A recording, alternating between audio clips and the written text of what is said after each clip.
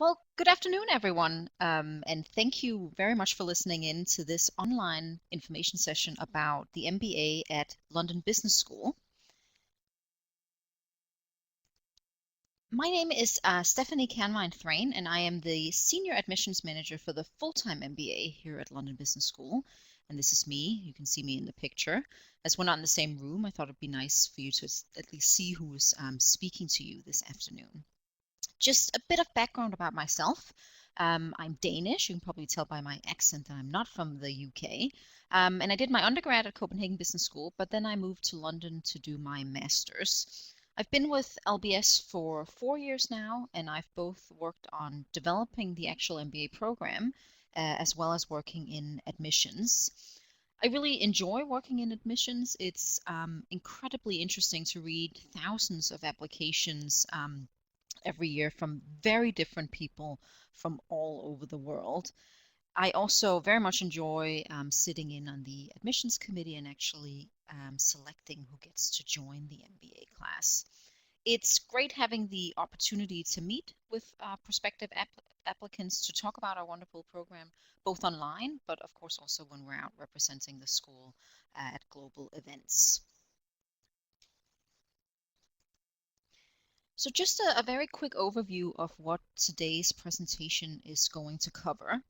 I'll spend a lot of time talking about London Business School and specifically about the MBA program, but I'll also talk about careers, the career support that you get on the program, and how our students actually perform in today's market.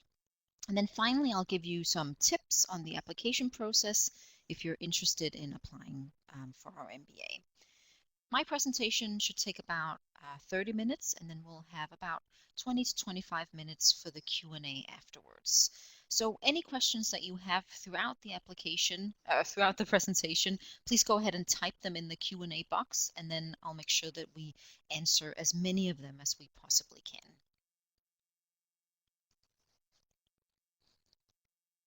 So why should you consider London Business School? Well, research shows us that it typically takes an applicant about 18 months from the start of the research until they actually join a program. Now, for some of you, it will be much quicker, and for some of you, it will take a little longer. Listening in today could, for some of you, be the first step in the research, or for some of you, it might be the last step before you actually submit an application. In your research to find the ideal business school and program for you, you'll hopefully be looking at all sorts of elements, and I want to take you through 6 of the key areas that I believe make London Business School a great place to do an MBA. Your decision to join any MBA program is of course a very personal one, and you'll need to weigh up all kinds of different factors to find out what the best fit is for you. I hope that by the end of this session, you'll have a really good understanding of what we're all about at London Business School and how you can potentially fit into our community. So I want to start off by talking a little bit about rankings and reputation. Now, in terms of rankings, how LBS is ranked might be one of the reasons why you're considering us or perhaps listening in today. As you probably know, there are a lot of different rankings out there: Forbes, Businessweek, Financial Times, Economist, and so on. There is even a ranking for the prettiest business school, for those of you that didn't know that. Most importantly to know is that all rankings measure different things, and therefore all rankings produce different results. At London Business School, rankings definitely don't drive our strategy, but we do, of course, take note of them. And it is, of course, always nice to be recognized on something that we already thought that we did quite well on. So just to give you an example of how you should be looking at different rankings. As an example, the Forbes ranking is primarily focused on return on investment of alumni 5 years out of the program. The Financial Times is primarily focused on career and salary progression of alumni 3 years out of the program, as well as factoring in the diversity of the school. And Businessweek focuses on the graduating class, so there's a lot more focus on the actual program experience. Now, of course, the individual motivations of any candidates joining a business school can be very different. But I think it's fair to say that the most common motivation is the investment on their future career. Not just what they do during or immediately after their career, but also the long term. So I would always encourage people to be looking at the overall reputation and the long-term reputation of a school when they are looking into different business schools. Right, so moving on to the peer group that you would be part of if you join the MBA program here at London Business School. And this is just a quick snapshot of the MBA 2017 class that joined the school in August, just over a month ago. Now, as you can see, this is the biggest class that we have ever recruited on the MBA program, and it consists of 417 students. The students represent 68 different nationalities, and on average, our students have 5.1 years of work experience when they join the program. Another record for us besides the class size this year is the number of women that we have recruited onto the program. And we are very proud of our 37% this year, and of course hope that we continue this growth over the next couple of years. Our students come from very diverse professional backgrounds. As most MBA programs, we do have a lot of consultants, of course, and we have a lot of finance professionals on the program, but we also have a lot of students from the corporate sectors, not-for-profits, healthcare, technology, media, the military, and of course a lot of entrepreneurs. Before the class starts in August, we break the overall class into streams of around 75 to 80 students in each stream. You will have all of your core courses in year 1 of the MBA in this stream. But we don't stop there. We further break down the stream into small study groups of around 5 or 6 students in each of the study groups. Now, your study groups are very carefully engineered so that no one else is exactly like yourself. And this is an example on the picture that you can see of what a study group could look like for one of you. You'll be working with your study group for 50% of all of your assessment in all of your core courses in year 1, really bringing in the wealth of experience and the diversity that you all represent. And this is really the purpose for us. This is what we hope to achieve by the study groups, to give you a different perspective from a different industry, different function or nationality than your own, just like we believe that you would in the global society that we live in today.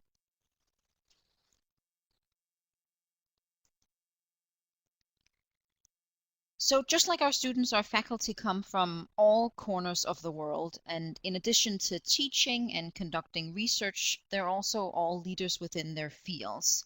We have more than 150 different faculty members on the program, so I obviously can't go through all of them this afternoon, but I want to mention just 3 of the ones that I've interacted with over the last couple of weeks, and that I thought I would bring to this presentation. So first off, we have Professor Lynda Gratton. Lynda is a professor of management practice and was named one of the top 50 thinkers of our world by the Financial Times. She's also a former chief psychologist for British Airways. And Lynda does a lot of research on the future of work, and she actually has her own elective where she teaches her research. Then in the middle, we have Professor Alex Edmonds. Alex is a professor of finance, and he teaches on the core course on the first year of the MBA called Corporate Finance. Alex has a background with Morgan Stanley, both in London and New York, and he also used to teach at Wharton before he came to London Business School. Alex does a lot of research on corporate social responsibility, and in this particular picture, he was on CNN speaking about how sporting events like the World Cup can impact financial markets and stock markets in particular. And then finally, we have Professor Andrew Scott. Andrew is a professor of economics, and he teaches a core course in the 3rd term of the first year of the MBA, bear with me, and that's called Business, Government and Society. And Andrew is also a former economic advisor to the Prime Minister of Mauritius. So that's just to give you a quick overview of some of the faculty members that you might meet on the MBA. Now, as you saw on the class stats slide, our student body is exceptionally diverse. But for us, global really isn't just about diversity. Global is really what London Business School is known for, and one of the things that we believe we do exceptionally well. For us, global is all about the opportunities that you will get when you are on the program and the network that you are about to tap into. We have 39,000 alumni based all over the world. And that is quite a lot given that the school is only just celebrating its 50th anniversary this year. We have alumni clubs all over the world in major hubs and major cities around the world. Our faculty teach global case studies because their work takes them all over around the world. And while you'll be, of course, based in London, you won't be taught in a very UK-centric way. You will really be taught in a global way because of the global nature of the overall school and, of course, the faculty and their research. Now, besides the teaching and the network, the alumni network, you'll also have opportunity to explore the world at London Business School, both professionally, academically, and of course, socially. We run one of the largest MBA exchange programs in the world, partnering with around 30 schools all around the world. So if you're interested in spending a semester abroad in the second year of your MBA, you can apply for the exchange program when you start the program. A core course on the MBA is also to take part in our global business experience. Now, all students will get to go on one of these global business experiences, and it's included in the overall tuition fees. And we have 6 cities that we're visiting this year as part of the Global Business Experience portfolio. The GBEs, as we call them, are field immersion trips where you'll be working with local companies and organizations of the destinations that you're visiting. They're faculty-led, so you'll go with 2 members of senior faculty representing 2 different subject areas of research within the school. You'll also be going with around 70 to 80 of your classmates. The trips are very intense, but also very rewarding, both from an academic, professional, and of course, cultural perspective.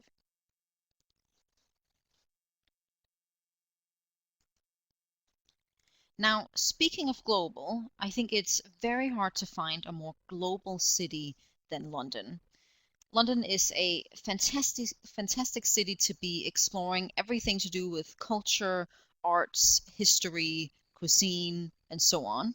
But it's also a wonderful city to be undertaking a business degree. 75% of all Fortune 500 companies have a base in London, but London is also great for startups and especially the growing tech scene that you'll find in the east part of London. It really is a city that offers endless of opportunities and experiences, and our students have great access in a very different way than the average Londoner might. So when you are considering where to go to business school, and you're considering the location of the business school, there are a couple of things that I think is worth asking yourself. And one of them is around where the institution is, of course, based and what access that they have to businesses in the local area. I think being able to put into practice what you're learning is vital. So the location of the business school that you are going to is something that is definitely worth considering. And then I would say also make sure that you're seeking out a melting pot environment. We know from future employers that they are increasingly concerned with life experience, the openness and the willingness to live and work in an environment with a lot of different cultures. Now, I of course believe that London Business School, being based in London, will answer these questions and will tick London as the location.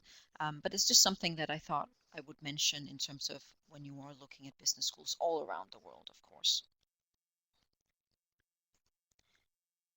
One of the ways that we incorporate London, the location, into our program is through our London business experiences. We call these LBEs. So every year we send our students to one of around 18 different companies that are located here in London. At the London Business Experience, they'll sit down with senior management of the organization or company, and they'll be asked to come up with a solution to a challenge or an issue that the company is facing. And then a couple of weeks after, they'll come back into the classroom and they'll then present those ideas back to the company. You'll go in relatively small groups, and they are, again, like our global business experiences, led by faculty. And just to give you an idea of some of the companies that we'll be visiting this year, you can see the British Fashion Council is on there, Amazon.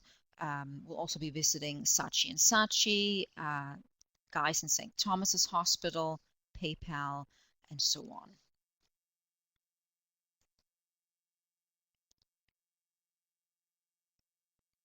So your London experience will really go beyond the classroom. In the last slide, I showed you a couple of the companies that you could be visiting as part of the academic environment, and of course the global business experiences are also part of the academic environment. But our campus community is very, very vibrant and incredibly active, and it's something that we encourage our students to get involved in from day one, and they really do. We have more than 75 student-led clubs on campus, and they can broadly be split into 3 different categories. So there are professional clubs, there are social clubs, and there are cultural clubs. And each club will organize trips and treks and conferences and speaker events every single year. And just to give you an idea of some of the treks that the student clubs organize, our Retail and Luxury Goods Club organize treks to London and Italy. Our Healthcare Club will organize a Swiss healthcare trek visiting pharmaceuticals in Switzerland. We have a Silicon Valley trek, we have a Ghana microfinance trek, and we have a Japan trek, and we have a Brazil trek.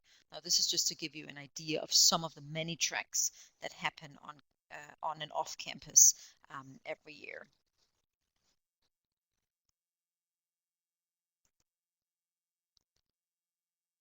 So I want to take a couple of minutes to talk to you about the flexibility and the choice that you have on the MBA program here at London Business School, because it is rather unique when you compare it to other business schools around the world.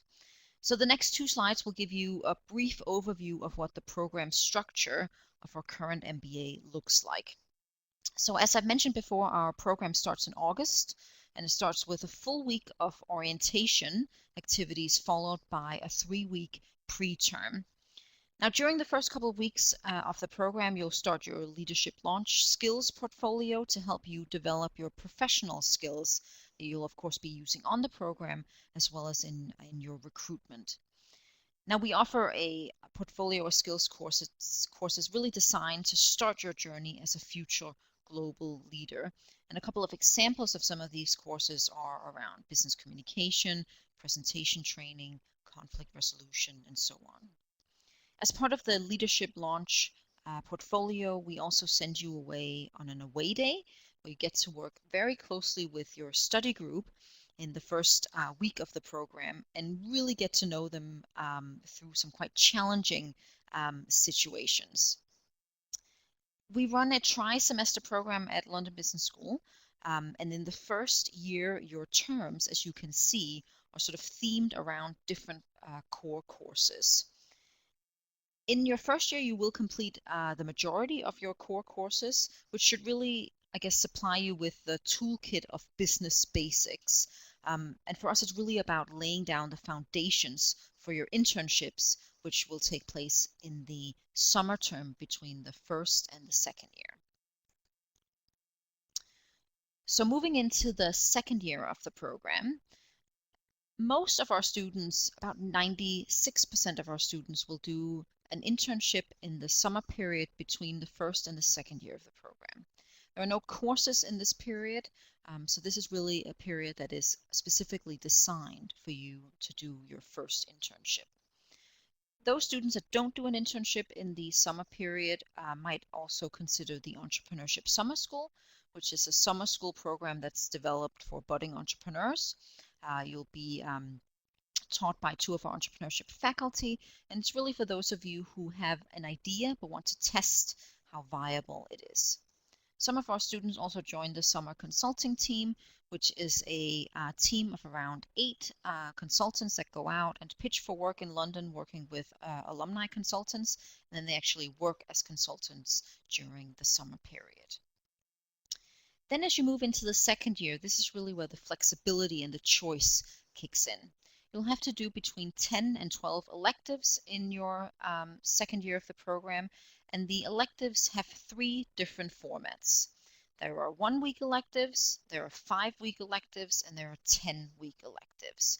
And the length of the electives is really what gives you the extra free time in your second year to pursue other areas. A lot of our students will do at least 2 internships, and we see more and more students also doing 3 internships. And the second year is also when you'll complete your global business experience. It's when you can apply to go on the international exchange program, which is spending a semester abroad at one of our partner schools all around the world. And you'll continue with the leadership launch skills portfolio and do advanced professional skills courses in the second year of your program. The program is structured in a way that you can finish at different times. So if you choose to finish at the 15-month exit point, you will get your degree certificate in February of the following year. If you finish in 18 months, you'll get your degree certificate in May. And if you finish in 21 months, which is a full 2-year program, you will exit and finish in July of the following year. Now, I often get asked the question, how many people actually finish in the 15-month program? And I believe last year it was around 30 students who finished at 15 months. The majority of our students do take the full 2-year program, but it's not something that you have to declare when you start the program. It's something that you declare when you start the second year of the program. So I hope that was helpful just to elaborate on that. Now, probably one of the key reasons that you are thinking about business school is for the career advancement and the professional development. And here at London Business School, we have a very dedicated career center that works with our students really from day one and all the way through the end of their MBA. Now, the career center is broadly split into 2 different teams. On one side, we have the career coaches. Those are the professional coaches that will help you define or redefine your career goals.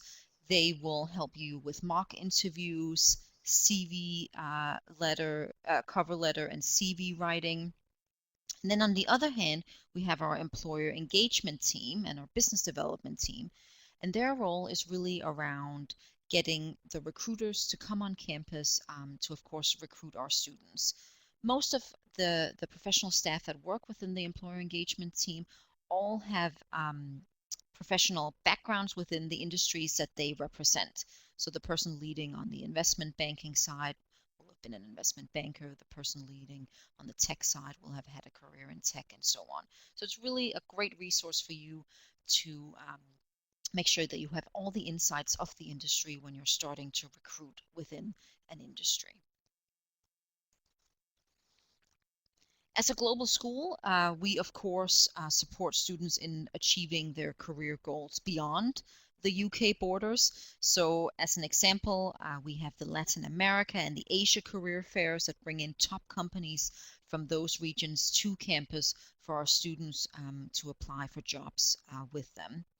We also, of course, support budding entrepreneurs. Entrepreneurship is an area that's gaining quite a lot of interest at LBS, and we've seen quite a substantial growth in entrepreneurship interest over the last couple of years. As I mentioned, we have the Entrepreneurship Summer School, but London Business School also has its own business incubator program that every year supports around 10 newly founded startups coming out of the different programs here at LBS. The support of the Career Center doesn't stop when you graduate. We also have an alumni Career Center team that will continue to provide you with career coaching and job opportunities when you are perhaps looking to switch careers again 5 or 10 years after you graduate. And our students do really well on the MBA. We're very, very proud of our employment statistics. So this is just a snapshot of the employment report for the MBA 2014 class that graduated in July last year. So we're waiting for the stats for the students that just graduated in July of this year, and that should be published in around November time this year. So as you can see, around 93, or not around, exactly 93% of the class had accepted an offer within 3 months of graduation, which shows that our students are incredibly competitive in today's market. Now, we are particularly proud of the MBA 2014 class, as they have been very successful in getting jobs outside of the UK. So a total of 52% of the entire class secured jobs outside of the UK, which I think shows an incredibly global mobility of our students. Now, if you have very detailed questions about the employment report, you can actually download it from our website. So I would encourage you to do that. You can also look at salaries and the specific companies that our students went into and where they came from before they started the MBA. So if any of the things that I've mentioned throughout the presentation has been of interest to you, I want to give a little bit of insight into admissions. So first of all, I'll say is that many times when me and my colleagues are out doing online presentations or in-person presentations in London and around the world, we often get asked the question of what do you look for in a candidate? And it's a very interesting question. And we really look for candidates that will contribute to our community and to the learning of their classmates. We are looking for people who are committed, who are motivated, and who, of course, have a passion to be successful. We're also looking for students who share the values of the school and, of course, of our MBA. Now, in terms of the actual application and how that works, I want to start by mentioning that we take a very holistic view of the overall application. So there is not a single part of the application that is weighed more heavily than other parts of the application. So there are a number of elements that we ask for in the application, and I'm just going to go through some of them now. So the first one is around essays. And essays are really big part of the application, and it's one that I would recommend that you spend a lot of time actually writing, researching, and getting to grips with what it's like to actually write about yourself and your achievements. We see your CV, of course, but that alone doesn't capture the reasoning and your motivations behind doing an MBA. So the essays are really our opportunity to get to know you, and of course your opportunity to really show us who you are. I would always recommend showing the essay to someone who knows you quite well, and to ask them if they can actually recognize you in that essay. We also ask for a GMAT score. And the thing I'll say about GMAT is that practice can sometimes make perfect. You can take the GMAT multiple times. We will only look at the best score. Now, our GMAT range this year is 600 to 790, and our average is 701. Now, a high GMAT score won't grant you automatic admission, and a low GMAT score won't automatically exclude you from the application. But I think it is worth noting that a high GMAT score can make your application more competitive. We also ask for 2 professional references as part of the application. And with references, I would say choose them carefully. We care a lot more about the content of the reference than who it's actually written by. So before you go out and try and find the most senior person you can in your company, the partner, the CEO, or whatever, make sure that if you are picking a person like that, that they actually know you and that they can be your champion and can actually write a reference that really shows what you are like to work with as an individual and how you've contributed to the success of the company or your team. And then the final piece of advice I would mention is around when to apply. We have 4 application rounds at London Business School's MBA program. Our first round deadline is on Friday at 5 o'clock UK time. And when we say apply early, there's a number of different things that we want you to consider. First of them is around the logistics of an application. So if you get your outcome earlier, moving to another country can take, time, giving notice period, um, visa, getting your finances in order. All those kind of elements can take time. So in that perspective, we would encourage people to apply early. We also have scholarships available in round 1 to 3, and not as many, if even some, in round 4. And then the final piece, and probably the most important piece of applying early, is that it does become a lot more competitive as we move into the later stages. So if you are applying in round 4, the likelihood of getting in is smaller because the majority of the class will already have been full. However, a very, very strong applicant will get in at any round. And I think there is a real balance between applying early and, of course, applying when you're ready. We'd much rather see a complete and a finished application in round 3 than a rushed application in round 1. So that's really all from me and all from this presentation. But I'll just take a minute now to just read some of your questions, and then I'll just answer them as we go along.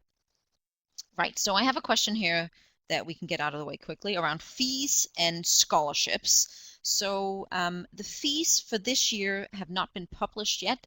They're likely to be similar to what they were last year, so around the 67,000 pounds for the full 2 years.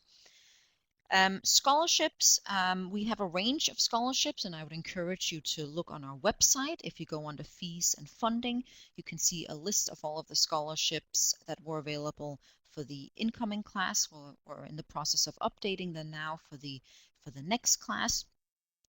We probably award about scholarships to around a fifth or fourth of the class, and the scholarship range from £10,000 and all the way up to full fees.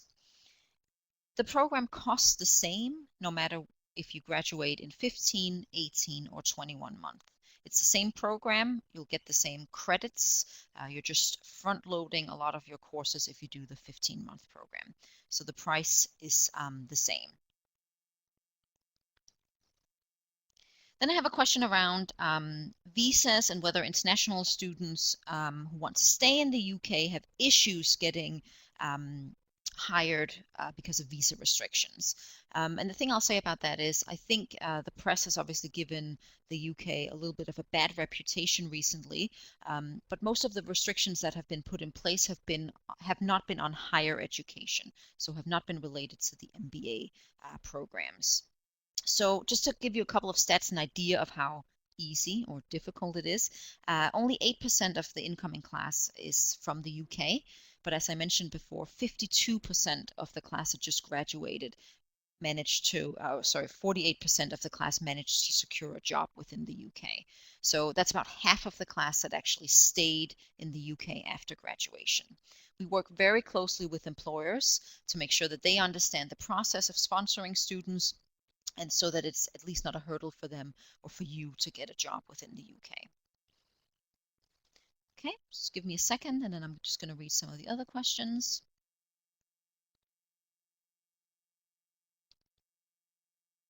Then I have a question about whether an LBE, so the London Business Experience, is different from a management report.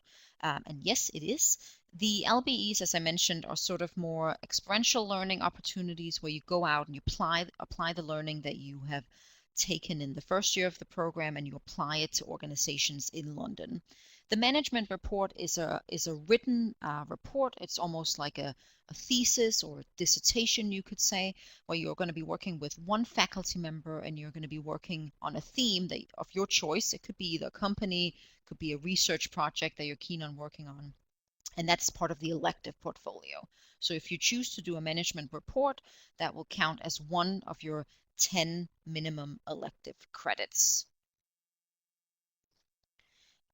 Okay, then I have sort of a logistical question. What does 2017 class mean? Does it mean the class from 2015 to 17 or 2017 to 19? So when we're talking about 15 or 16 or 17 classes. We're talking about the year of graduation. So the class that have just started the MBA, we call them the MBA 2017 class because they will be graduating in 2017, starting the program in 2015. Which elective does Lynda Gratton teach? It is an elective that is called The Future of Work, and it is about her research on how we as individuals will cope in the ever-changing world, especially around sort of work-life balance and technology. And it's one of Lynda's key research areas, and one of her books on this research area called The Shift was just published a couple of months ago, for those of you that are interested in that. Okay, then I have a question here about concentrations, specializations, or majors. We do offer concentrations on the MBA program. So if you take 5 or 6 courses within a subject area, so let's say finance, if you take 6 courses within the finance subject area, you could then exit the program with, of course, your overall MBA, but then also a concentration in, let's say, either finance or perhaps financial accounting. We do the same for strategy, for entrepreneurship, private equity, and so on.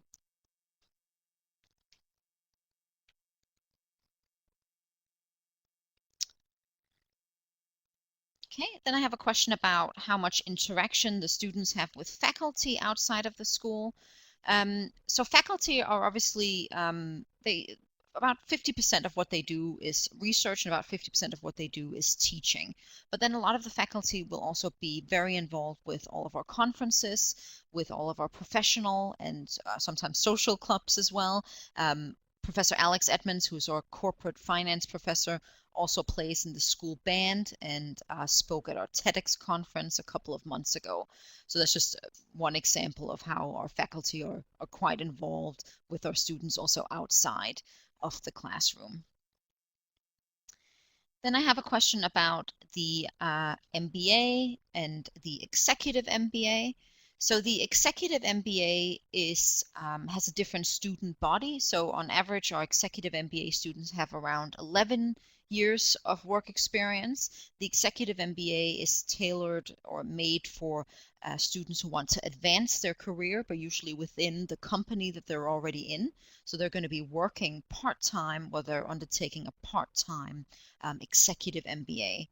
The full-time MBA, which I've been speaking about today, is of course a full-time degree where you cannot work during the program other at the internship period in the summer and also during internship periods in the second year of the program.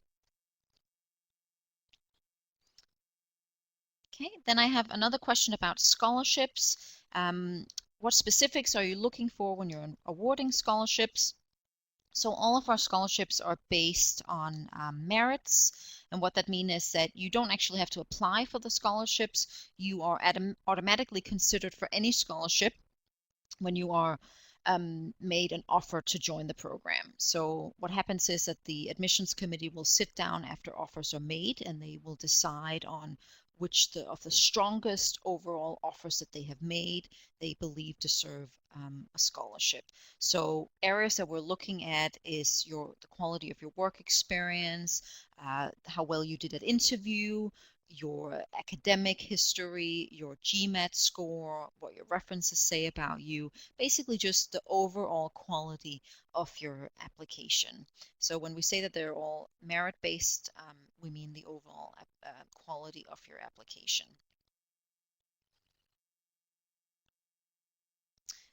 Then I have a question about age, and I didn't mention this earlier.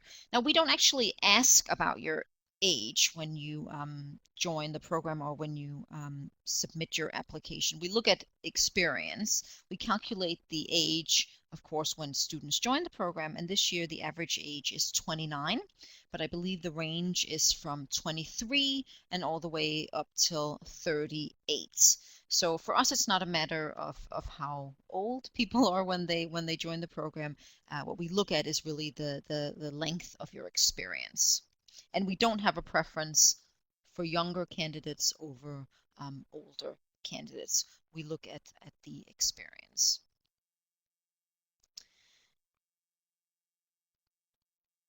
Then I have a question about the difference between MIM, so a Master's in Management degree, and an MBA, a Master's of Business Administration.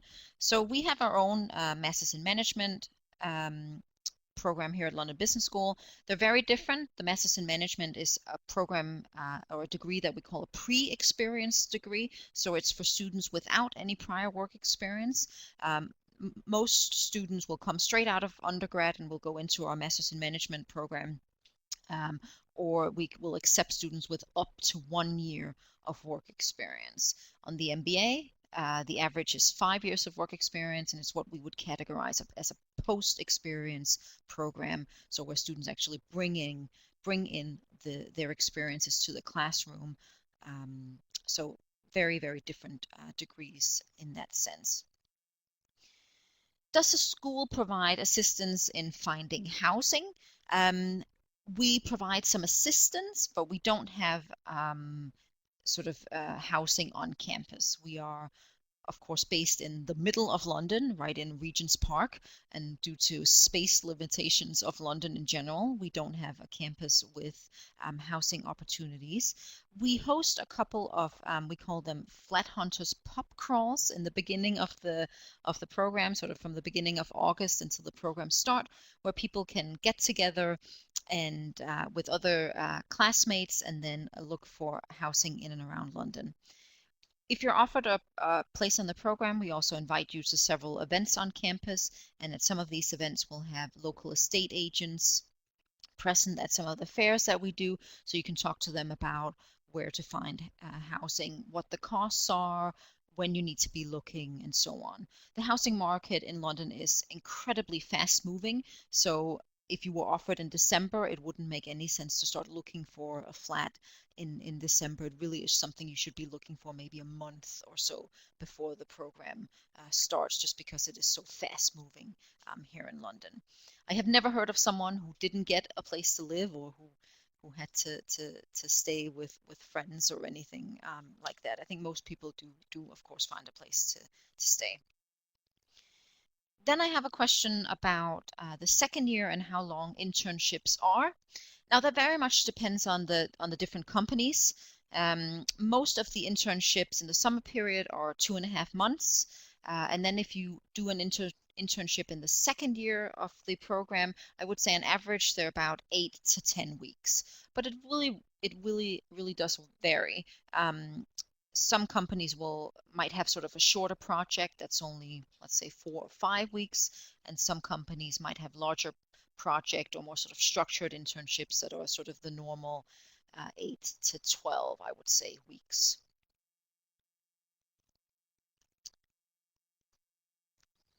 Okay, just give me a second as I'm going through the questions.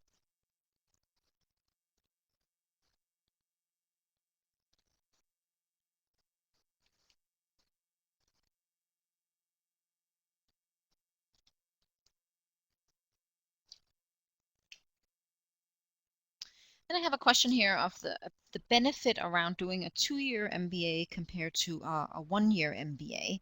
Now, I of course don't want to speak badly about our colleagues who do 1-year MBAs, but I can talk about the benefits, I think, of doing a 2-year MBA. If you are making, I would say, such a big investment in your career and in your future, you want to make sure that you have the time to fully take advantage of this career development and this investment that you are making. It's probably the only time in your life that you're going to take out 2 years to really focus on yourself and your career. So what we always say is, if you're doing it, do it properly. 2 years really give you a chance to explore different options and to go into detail and depth with different options. At a 1-year degree, I would assume it's impossible to do more than one internship. At our 2-year degree, most of our students will do at least 2 internships, and a lot will do 3 internships. You also have the opportunity to travel a lot, to explore the world, to do exchange, where you're perhaps studying a full semester abroad at one of our partner schools. And I believe all of these elements and the different areas that you're trying to look at to decide what is right for you would not be possible in a one-year MBA. But it's all about fit, of course, and it's all about what you want and what is right for you. And for some people, a one-year MBA is the right choice for them, and for the students that come to London Business School, of course, a two-year MBA is the right choice for them. Then I have a question about whether a concentration can make a graduate more employable. I think it's a tough one to answer, but it very much, of course, depends on what it is that you're trying to do. If you come from, let's say, a healthcare background and you're trying to move into private equity with no prior experience, it could be that, of course, you'd have to do internships and so on, but it could be that a concentration in private equity would help you in your recruitment, just because it does, of course, send a signal to the employer that you have sort of specialized within an area. But I don't want to speak on behalf of all the different industries to say whether a concentration does make you more employable. I think it's a lot more about the actual concentration. It's about every single activity that you do on campus, your overall recruitment strategy, and so on.